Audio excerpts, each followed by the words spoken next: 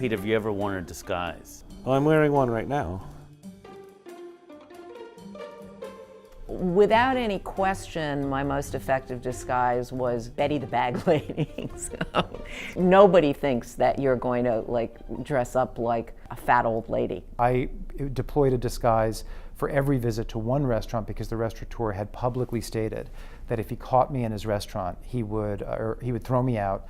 And in fact, the employee who spotted me would get a free trip to the Caribbean. It's extraordinary what you can do with just a very little alteration of hairline, glasses, very minor adjustments that can make you invisible even to people who know you very well.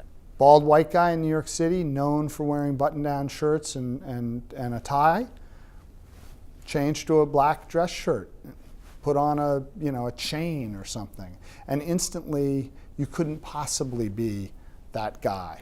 When you make reservations, do you use fake names? How does that work? I sometimes would make up the name by looking at my bookshelf, and so I dined out as Mr. Strunk, Mr. White, Mr. Webster, Mr. Fodor, Mr. Frommer.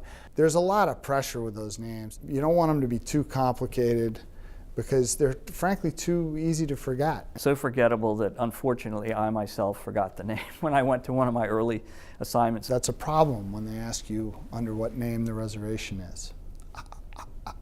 I don't know, I'm not sure. It's impossible to know how often you're recognized. Suddenly, a lot of people are filling up your water glass and your wine glass. If you have to go up and go to the men's room, you're virtually carried there on the shoulders of 2 or 3 waiters. It's really sort of a joke, and often counterproductive. I mean, that's not good service. And I had to keep changing my credit card names. And there's a real restaurant grapevine where chefs and restaurateurs share inside information they've learned about critics. They would call each other around and tell each other the names, what color wigs I was wearing. And they can't, after recognizing you, run to their suppliers and get better stuff.